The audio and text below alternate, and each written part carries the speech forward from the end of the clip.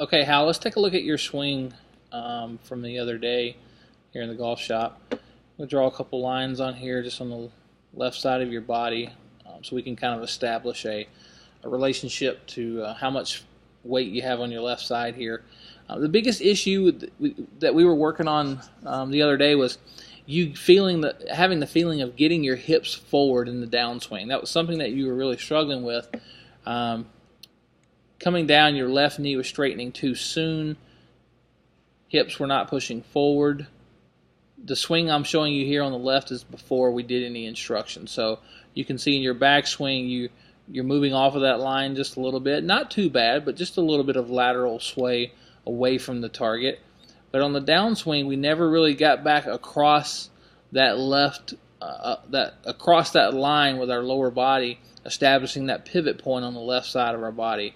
Remember, what we're working towards is having 85 to 90% of our weight on our left side at impact. Well, take a look at this motion in the downswing. You can see that your knees are actually pinching in towards each other, slightly in this fashion. So you're very braced.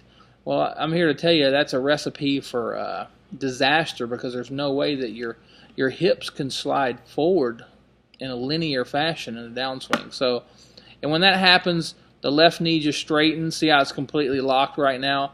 When the left knee straightens, it actually starts to back up. Instead of going forward, it actually moves backwards in that direction. And when the left hip moves backwards, the wrist angles dump, and we have that vicious throwaway and the left wrist breakdown, and yada yada yada. You can see that quite clearly there. And that we're never going to hit the ball with compression doing that. We're never going to hit the ball with true loft with a golf club. We're always adding a tremendous amount more loft. That's why the ball's not going as far. So on the right, here's the video after we worked on it a little bit. One of the things that I was trying to get you to do was feel like you're keeping your left knee a little more flexed, a little more longer in the downswing. Much better turn away from the ball, by the way. See how you have no separation from that line? Really strong pivot right here away from the ball.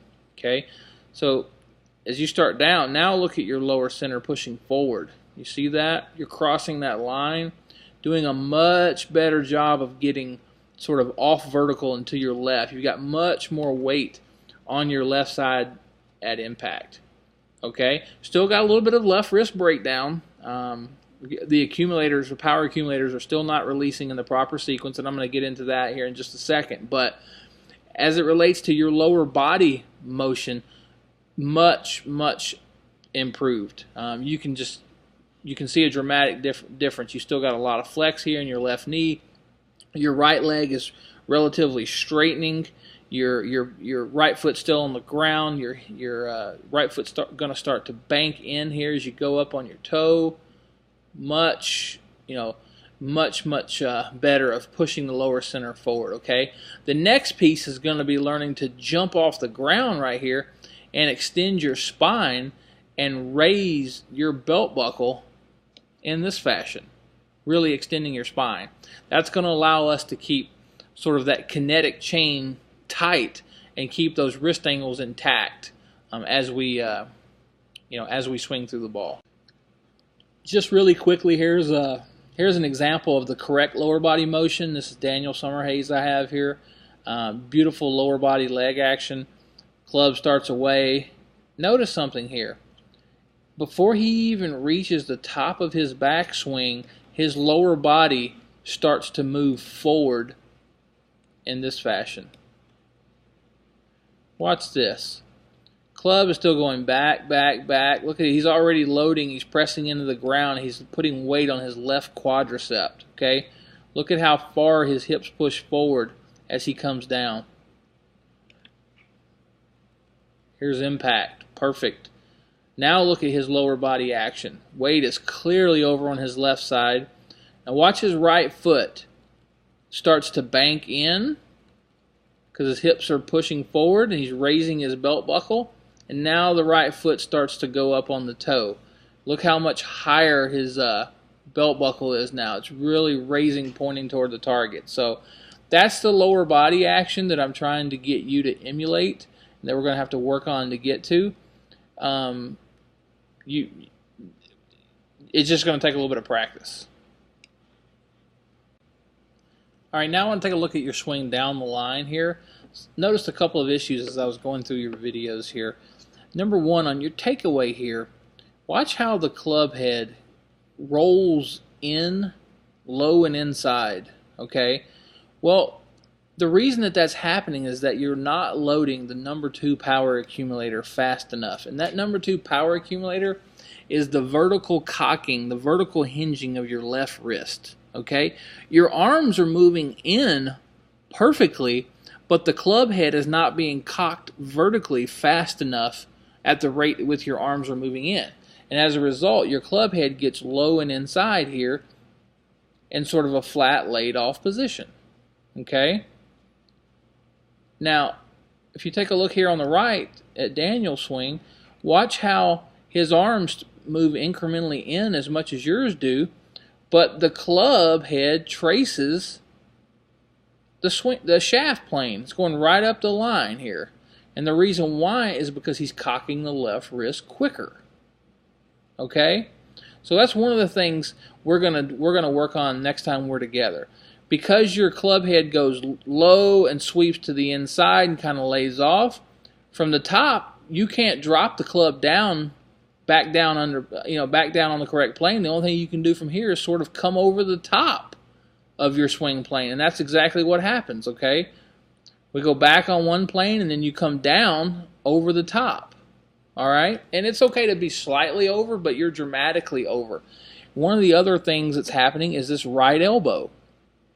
As if you take a look here at your right elbow,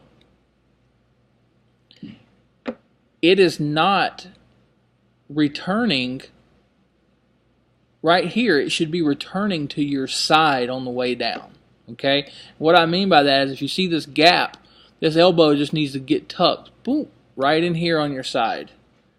Okay? That is the move that's going to initiate the downswing, and what that's going to do is flatten out the shaft plane on the downswing.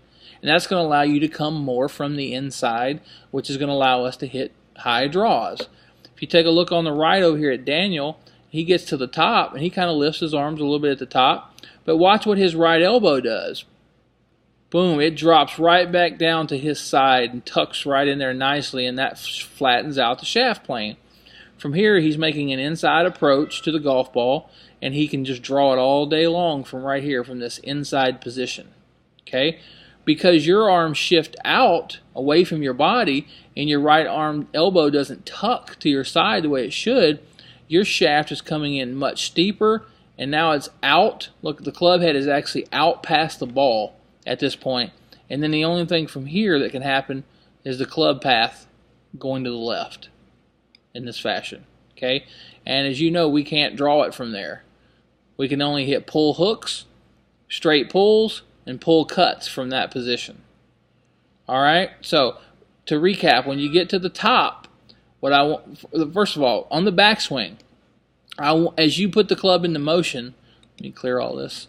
As you put the club into motion, I want you to feel as though you are vertically hinging your left wrist sooner. You're cocking your left wrist quicker off the golf ball. That's going to get the club head working more up in this fashion instead of swinging to the inside in this fashion. Okay? That's going to put us at a little bit higher position at the top and a little bit less laid off, but it's going to give us room to drop this down. The hands from here will just drop. The right elbow will drop and return to the right side, and then on the way down, the shaft will be much more flattened out, and it'll be more, from right here, your arms will probably be more along the lines of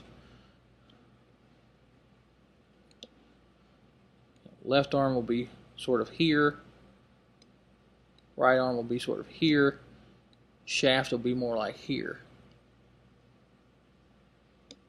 Okay, I know that's a crude drawing, but just to kind of give you an idea, once again, you can look at Daniel's motion here on the right to the top, change of direction, Right elbow is going to drop right in on his side as his hips push forward and shaft flattens out.